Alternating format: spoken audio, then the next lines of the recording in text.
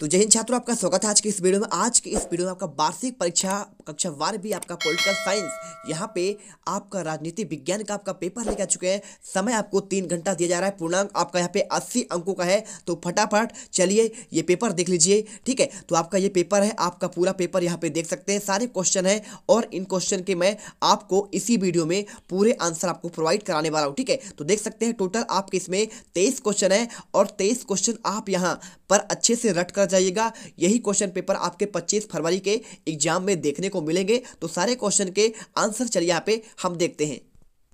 तो चलिए फटाफट सारे क्वेश्चन के आंसर देखते हैं। तो देखिए, ऑब्जेक्टिव क्वेश्चन के आंसर मैंने आपको ऑलरेडी पहले ही प्रोवाइड कर दिया है। आपको इस वीडियो में आज के मैं क्वेश्चन नंबर 6 से आपके सभी क्वेश्चन के आंसर प्रोवाइड कराऊंगा। तो क्वेश्चन नंबर देखिए यहाँ पे 6, ठीक है। आपको क्वेश्चन पूछा गया है शीत युद्ध क्या है। तो शीत युद्ध आपको यहाँ पे कब समाप्त माना जाता है, ये क्वेश्चन आपका पूछा गया है। तो इसका आंसर आपको यहाँ पे पूरा आपका दिया गया है, देख लीजिए और रट लीजिए। एक एक क्वेश्चन आपको रटना है। यदि ये क्वेश्चन आप पेपर में करके जाएंगे तो यकीन मानो आप यहाँ पे 80 आउट ऑफ 80 नंबर करके आएंगे। इसके बाद शीत युद्ध किसे कहते हैं, इसका आपको पूरा आंसर आपको यहाँ पे मिल जाएगा। इसके बाद आपका आता है 7वां क्वेश्चन, दो ध्रुवीय विश्व से क्या आपका अभिप्राय है। आपको आंसर यहाँ पे दिया गया है। इसके बाद चलिए चलते हैं आपका नेक्स्ट क्वेश्चन। ये पूरा आंसर आपका यहाँ पे हो जाएगा।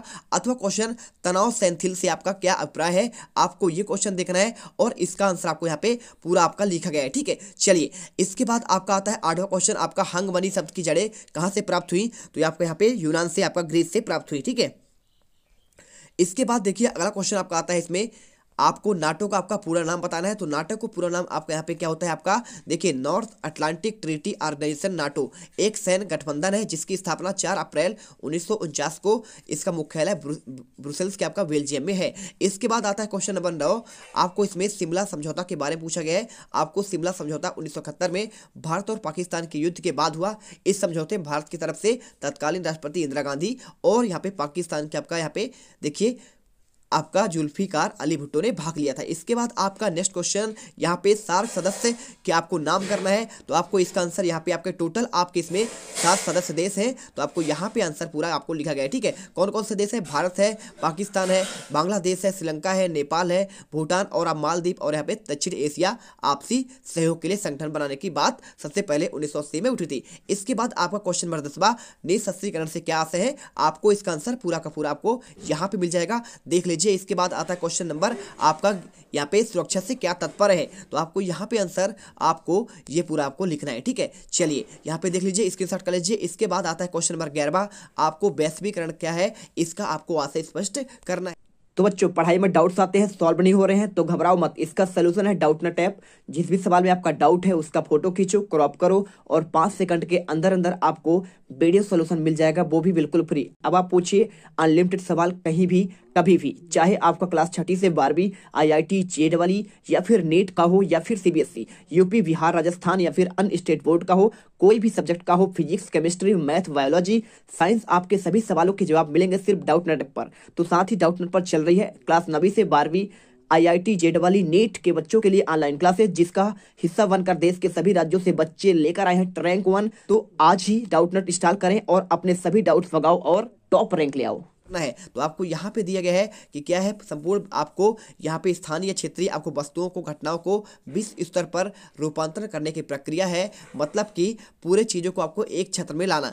इसके बाद आता है आपका शरणार्थी। तो शरणार्थी कहाँ है, बांग्लादेश से चकमा शरणार्थी आए थे। ये क्वेश्चन आपका ऑलरेडी आ चुका है। आपको यहाँ पे आंसर शरणार्थी के बारे में आपको यहाँ पे रट कर जाना है। यदि क्वेश्चन करके जाएंगे तो बिल्कुल आप यहाँ पे 70 से आपका 80 आप 80 नंबर लेकर आओगे। आप यहाँ पे पॉलिटिकल साइंस में टॉप कर दोगे। इसके क्वेश्चन नंबर 12, लोकतांत्रिक शासन किसे कहते हैं।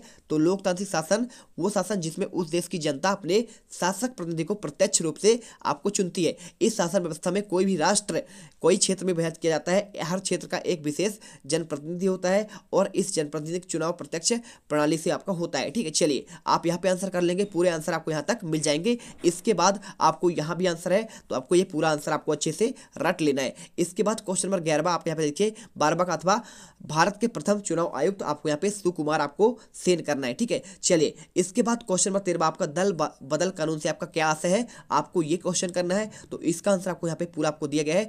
दल बदल कानून एक दल से दूसरे दल में सम्मिलित होना ही कहलाता है आपका। ठीक है, तो जैसे किसी विधायक का किसी दल के टिकट पर निर्वाचित होकर उसे छोड़ देना और अन्य दल में शामिल हो जाना, आपका ये दल बदल कहलाता है। इसके बाद देखिए, किसी दल का छोड़ने के बाद विधायक क्या होता है, आपका निर्दलीय हो जाता है और उसे चुनाव लड़ना पड़ता है। इसके बाद यहाँ पे आप देख सकते हैं प्रिवी पर्स क्या है, तो प्रिवी पर्स राजभत्ता का निजी कोष। प्रिवी पर्स किसी संवैधानिक या लोकतांत्रिक राजतंत्र में राज्य के स्वायत्त शासक राज परिवार को मिलने वाले विशेष धनराशि से है और इसको आपको प्रिवी पर्स कहा जाता है, आपको यहाँ कर लेना है। इसके बाद क्वेश्चन नंबर 14, ताड़ी विरोधी आंदोलन कब और कहाँ हुआ, तो ये आपका 1992 में आंध्र प्रदेश के नेल्लोर जिले में हुआ। आपको आंसर आगे भी है, तो आपको यहाँ पे आपको ये लिखना है। इसमें आपका भारी मात्रा में महिलाओं ने आपका इसमें क्या लिया, आपको इसमें भाग लिया और इसमें पुरुषों की लत छुड़ाने के लिए ये आपका आंदोलन किया गया था। इसके बाद आपका क्वेश्चन नंबर आपका यहाँ पे अगला आता है NFF का आपका पूरा नाम क्या है, तो इसका आंसर आपको यहाँ पे स्क्रीन पर दिख रहा है, अच्छे से याद कर लेना। ठीक है, चलिए इसके बाद क्वेश्चन नंबर 15, किसी दो क्षेत्रीय दलों का आपको नाम लिखना है। आपको पहला आपको समाजवादी पार्टी, दूसरा आपको राष्ट्रवादी कांग्रेस। इसके बाद चलते हैं इसके अथवा क्वेश्चन, दिन दिन बढ़ता जाए और घटता जाए ये आंदोलन किस नारा संबंधित है, तो आपको इसका आंसर यहाँ पे आपको दिख रहा है स्क्रीन पर, आप अच्छे से इसे कर लेना है। ठीक है, चलिए इसके बाद आपका अगला क्वेश्चन 16, शाक थेरेपी के आपको यहाँ पे 3 परिणाम लिखने हैं। तो पहला परिणाम, दूसरा परिणाम आपको यहाँ पे मिलेगा और इसके बाद आपका यहाँ पे तीसरा और चौथा परिणाम, 4 परिणाम आपको दिए जा रहे हैं, अच्छे से याद करिए। इसके बाद सोवियत संघ के आपको विघटन के 3 कारण, तो इसका आंसर आपको जो है आपको नेक्स्ट वीडियो में आपको बता दिया जाएगा, आपका अथवा सहित आंसर बताया जाएगा, बाकी आप क्वेश्चन बैंक से कर सकते हैं। इसके बाद क्वेश्चन नंबर 17, यहाँ पे यूरोपीय संघ की कौन सी नीति उसे प्रभावी बनाती है, इस क्वेश्चन का भी आपको आंसर मैं नेक्स्ट वीडियो में दूंगा। और यहाँ पे आसियान विजन 2020 के आपके मुख्य बातें, तो आपको इसका आंसर यहाँ पे प्रोवाइड किया जा रहा है, अच्छे से रट लीजिए, अभी आपके पास समय है। ठीक है, चलिए इसके बाद आता है 18वां क्वेश्चन, नियोजन के आपको मुख्य उद्देश्य, तो आपको यहाँ पे नियोजन के आपको पहला उद्देश्य, दूसरा उद्देश्य और इसके बाद आपको यहाँ पे तीसरा चौथा आपको यहाँ पे उद्देश्य आपको मिल जाएंगे। ठीक है, 5वां यहाँ पे आपको दिया गया है, 5वां 6ठा और ये आपका 7वां। चलिए इसके बाद आपका नेक्स्ट क्वेश्चन आता है आपका यहाँ पे और कुछ पॉइंट है, 8वां और 9वां पॉइंट, ये सारे पॉइंट आप अच्छे से याद कर लेंगे। इसके बाद नीति आयोग क्या है आपको समझाना है, ये आपका पॉलिटिकल साइंस के आपके क्वेश्चन बैंक में ऑलरेडी आंसर है, आप इनका आंसर करने की कोशिश करिएगा। अगले वीडियो में आपको मैं अथवा सहित आंसर प्रोवाइड कर दूंगा और यकीन मानो ये क्वेश्चन पेपर करने के बाद आपके 80% क्वेश्चन कंप्लीट हो जाएंगे। ठीक है, चलिए इसके बाद आपका अथवा क्वेश्चन आपका दिया है, भारत की दलीय आपको प्रणाली पर आपको आपातकाल किस प्रकार असर करते हैं, आपको यहाँ पे आंसर करना है। तो इसका आंसर पूरा आपको यहाँ पे, ये आपका पहला पॉइंट, ये आपका दूसरा पॉइंट हो जाएगा। इसके बाद आपको यहाँ पे तीसरा पॉइंट, आपको यहाँ पे पॉइंट बाई पॉइंट आंसर, चौथा पॉइंट आपको यहाँ पे हो जाएगा और इसके बाद 5वां 6ठा और आपका ये 7वां पॉइंट। ठीक है, चलिए इसके बाद आता है क्वेश्चन नंबर 20वां, आपको इसमें ये क्वेश्चन आपको पढ़ लेना है और इसका आंसर खुद से तैयार करना है। हम आपको बताते हैं यहाँ पे गुट निरपेक्ष आंदोलन आप प्रासंगिक हो गया है, आपको समीक्षा करना है। ठीक है, तो इसका आंसर आपको यहाँ पे स्टार्ट होगा, देखिए पूरा आंसर इसमें आपको लिखा गया है। 1991 में सोवियत संघ के विघटन के बाद विश्व एक ध्रुवीय हो गया था, तो इसने गुटबंदी समाप्त होने की वजह से गुट निरपेक्ष आंदोलन का मुख्य देश पूरा हो गया और 77 देश इसमें शामिल हैं। ठीक है, चलिए आपको यहाँ पे पढ़ना है और 1992 में इंडोनेशिया के 10वें शिखर सम्मेलन में आपको यहाँ पे आंदोलन जारी रखने के लिए जोर दिया गया था। चलिए आप कर लेंगे। इसके बाद आपको यहाँ पे कुछ पॉइंट आपको दिए गए हैं, तो आपका क्यों अप्रासंगिक हो गया है, तो आपको पहला पॉइंट आपको यहाँ पे दिया गया है। ठीक है, इसके बाद आपको यहाँ पे दूसरा पॉइंट और ये तीसरा पॉइंट और चौथा और आपको यहाँ पे 5वां और आपका आंसर मिलेगा। इसके बाद क्वेश्चन आता है आपका 21वां, एमनेस्टी इंटरनेशनल संगठन को आपको समझाना है, तो आपको यहाँ पे पूरा आंसर इसका दिया गया है, देख लीजिए अच्छे से, स्क्रीनशॉट कर लेंगे। ठीक है, चलिए इसके बाद इसके अथवा क्वेश्चन आप खुद से तैयार करने की कोशिश करिएगा। संयुक्त राष्ट्र संघ के प्रमुख अंगों के नाम लिखकर और आपकी दृष्टि से सबसे महत्वपूर्ण अंग कौन माना जाता है, जैसे सुरक्षा परिषद हो गया। ठीक है, आपका यहाँ पे विश्व बैंक हो गया, ये इसी के सारे अंग कहलाते हैं। इसके बाद क्वेश्चन, राज्य पुनर्गठन आयोग के प्रमुख कार्यों को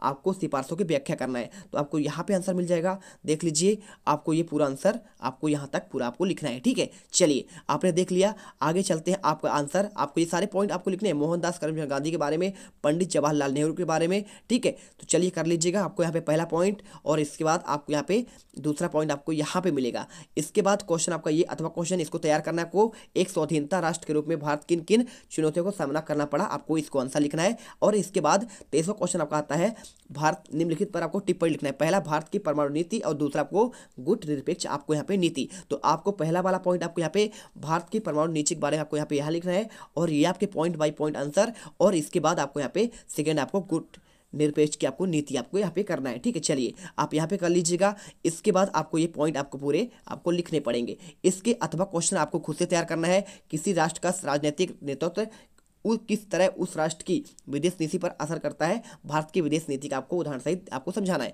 तो इनका आंसर खुद से करिए। जो क्वेश्चन मैंने आपको अथवा कि नहीं बताए हैं, नेक्स्ट वीडियो में सभी क्वेश्चन के आंसर प्रॉपर तरीके से लेकर आएंगे। और यदि आप ये क्वेश्चन पेपर अच्छे से रीड करके अच्छे से तैयार करके जाते हैं तो बिल्कुल आप 24 फरवरी के राजनीति विज्ञान के पेपर में, पॉलिटिकल साइंस के पेपर में बिल्कुल आप गर्दा उड़ा कर आएंगे और टॉपर बन के निकलेंगे। तो चलिए मिलते हैं नेक्स्ट वीडियो पर। जय हिंद, जय भारत। वीडियो को लाइक और चैनल को सब्सक्राइब करना मत भूलिएगा।